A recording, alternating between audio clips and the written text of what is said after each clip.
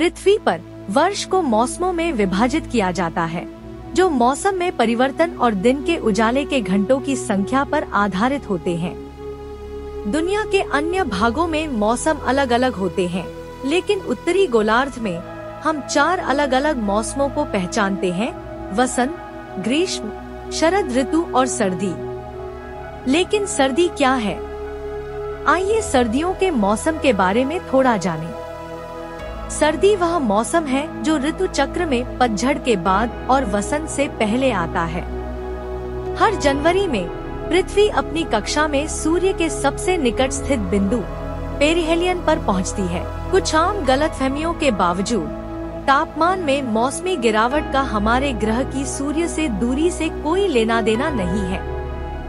इसके बजाय यह पृथ्वी की धुरी के झुकाव की दिशा से संबंधित है। यही वजह है कि दोनों गोलार्ध वर्ष के अलग अलग समय पर सर्दी का अनुभव करते हैं।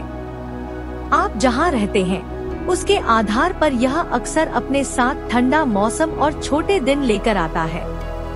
और हाँ, आप बर्फबारी के मौके को नहीं भूल सकते, चूँकि यह शरद ऋतु और वसंत के बीच आता है, इसलिए सर्दियों को गर्मियों के ठीक विपरीत माना जा सकता है। यह समझ में आता है क्योंकि जहां वसंत और शरद ऋतु में विषुव होते हैं, वहीं गर्मियों और सर्दियों में संक्रांति होती है। लेकिन इस बारे में बाद में थोड़ा और विस्तार से बताया जाएगा। पौधों में कई बदलाव देखे जा सकते हैं, क्योंकि पर्णपाती पेड़ बंजर हो जाते हैं। बड़े और छोटे जानवर गर्म रहने और ठंड के मौसम में जीवित रहने के लिए शीत निद्रा में चले जाते हैं। अब जबकि हमने शीत ऋतु के बारे में थोड़ा बहुत जान लिया है, तो आप सोच रहे होंगे कि यह कब आती है। उत्तरी गोलार्ध में सर्दी आधिकारिक तौर पर दिसंबर से मार्च तक होती है। यह मौसमों की खगोलीय परिभाषा के अनुसार है। इसका मतलब यह है कि एक मौसम संक्रांति से विषुव तक या विषुव से संक्रांति तक रहता है। लेकिन इसका क्या मतलब है? आइए शीतकालीन संक्रांति के बारे में थोड़ा जानें, क्योंकि इससे हमें सर्दियों के मौसम के बारे में और अधिक समझने में मदद मिलेगी। ठंड के मौसम के कई कारण हैं।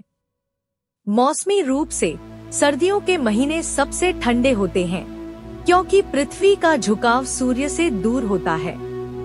इससे पृथ्वी की सतह तक पहुंचने वाले सौर विकिरण का कोण और मात्रा कम हो जाती है। यह झुकाव एक बड़ा तापमान अंतर भी पैदा करता है, क्योंकि भूमध्य रेखा की तुलना में ध्रुवीय क्षेत्र में ठंड की दर अधिक होती है। यह अंतर जेट स्ट्रीम को शक्ति प्रदान करता है, जो बड़े पैमाने पर सर्दियों के तूफान और ठंड के प्रकोप पैदा करता है।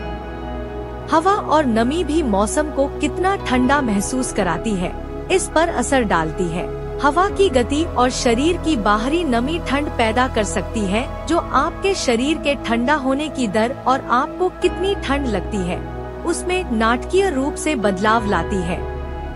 जब आप मौसम पूर्वानुमानकर्ताओं को कड़ाके की ठंड के बारे में बात करते हुए सुनते हैं, तो आप उन्हें हवा के झोंके का भी जिक्र करते हुए सुन सकते हैं। हवा का झोंका क्या है? हवा का झोंका सतह पर बहने वाली हवा का ठंडा प्रभाव है। हवा के झोंके को देखने का एक और तरीका यह है कि हम इंसानों के लिए यह महसूस होने वाला तापमान है।